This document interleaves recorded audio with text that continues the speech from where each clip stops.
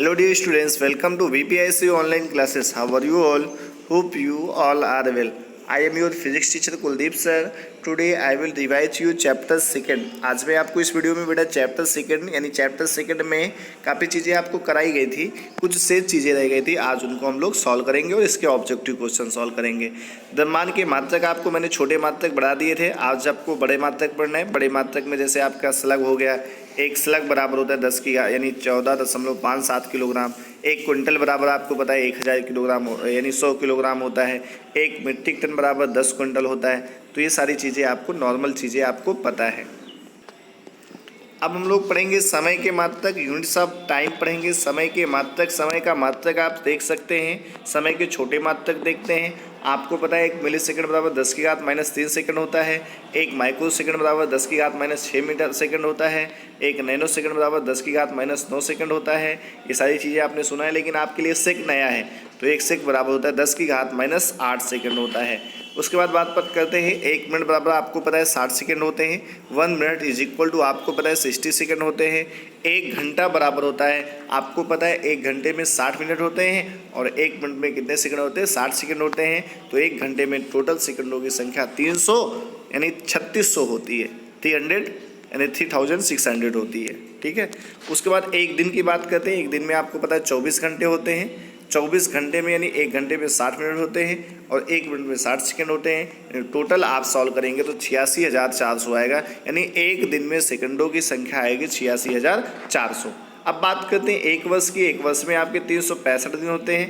365 दिन होते हैं तो 365 को आप 86,400 मल्टीप्लाई करेंगे, आपका जो आंसर आएगा 3.15 यानी इंटू 10 की पावर 7 सेकंड आएगा। यानी 1 वर्ष में इतने दिनों यानी इतने सेकंडों की संख्या होती है।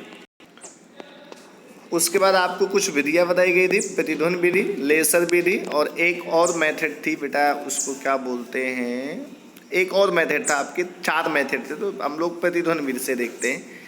Eco method. इको मेथड क्या होता है, किसी बड़े आकार की वस्तु जैसे पहाड़ी से टकराकर लौटने वाली परावर्तित ध्वनि को हम लोग क्या कहते हैं, इको ध्वनि कहते हैं। इसका जो फॉर्मूला होता है S=VT/2 होता है।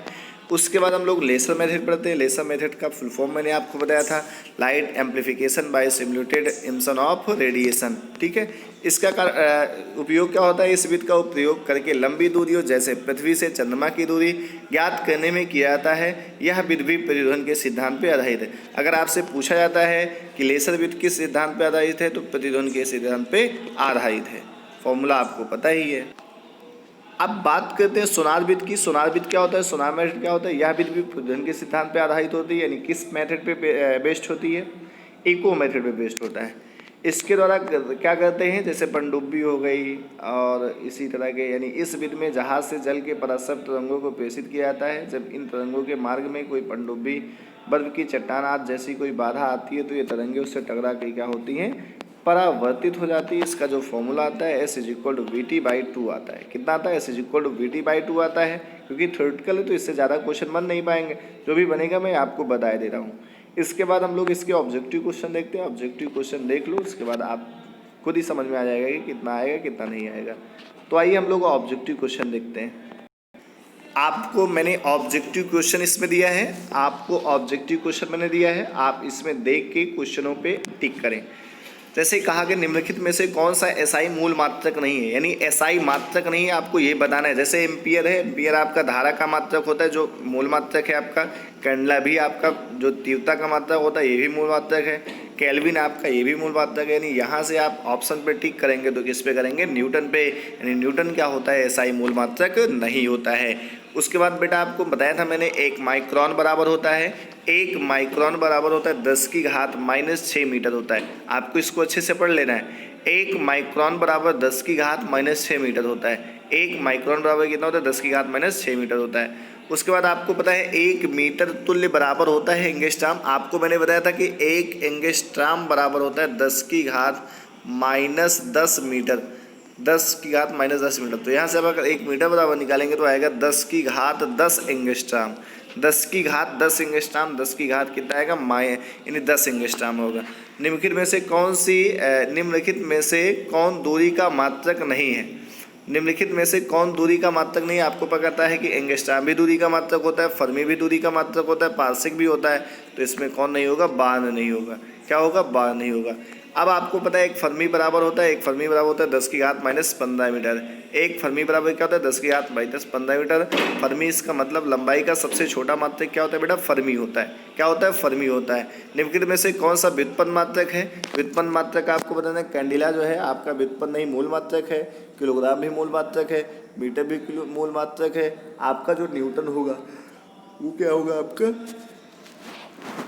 व्युत्पन्न मात्रक होगा। न्यूटन क्या होगा बेटा? आपका व्युत्पन्न मात्रक होगा। उसके बाद हम लोग बात करते हैं 7 नंबर क्वेश्चन पे। 7 नंबर क्वेश्चन आपको बेटा कहा गया निम्नलिखित में से कौन सा समय का मात्रक है? आपको समय का मात्रक बताना है, कंफ्यूज नहीं होना है। जैसे यहाँ पे प्रकाश वर्ष दिया गया तो आपको कंफ्यूज नहीं होता। प्रकाश वर्ष आपका लंबाई का मात्रक है, पार्सेक भी लंबाई का मात्रक है, माइक्रोन भी लंबाई का मात्रक है। यानी समय का जो मात्रक होगा आपका सेकेंड होगा। प्रकाश वर्ष निम्न में से किस भौतिक राशि का मात्रक है? यानी लंबाई का होता है। पार्सेक निम्न में से किस भौतिक राशि का मात्रक है? पार्सेक निम्न में से किस भौतिक राशि का मात्रक है? समय का तो होता नहीं है, क्षेत्रफल का भी नहीं होता है, ऊर्जा का भी नहीं होता है, तो होगा किसका? लंबाई का होगा। एक पैरालैक्टिक सेकंड किसका मात्रक है? पैरालैक्टिक सेकंड लास्ट में आपका सेकंड लगा है तो सेकंड देख के आपको टाइम में नहीं लगाना, नहीं आप मान दो सीधा टाइम में। टाइम में नहीं लगाना है। आपको पता है मैंने बताया था कि पैरालैक्टिक सेकंड हम लोग पार्सेक को ही कहते हैं, और पार्सेक किसका होता है? दूरी या लंबाई का होता है। तो ये किसका होगा? आपका दूरी का होगा। किसका होगा? आपका दूरी का होगा। उसके बाद आप कहा गया 10 की घात 6 डाइन पर सेंटीमीटर स्क्वायर। 10 की घात 6 डाइन पर सेंटीमीटर स्क्वायर का दाब किसके बराबर है? का दाब किसके बराबर है? का दाब किसके बराबर है? आपको पता है कि 1 न्यूटन बराबर होता है 10 की घात 5 डाइन होता है। 1 न्यूटन बराबर होता है 10 की घात 5 डाइन होता है। तो आप यहाँ से देख सकते हैं 1 न्यूटन बराबर 10 की घात 5 डाइन होगा। 5 डाइन होगा ना, 5 डाइन।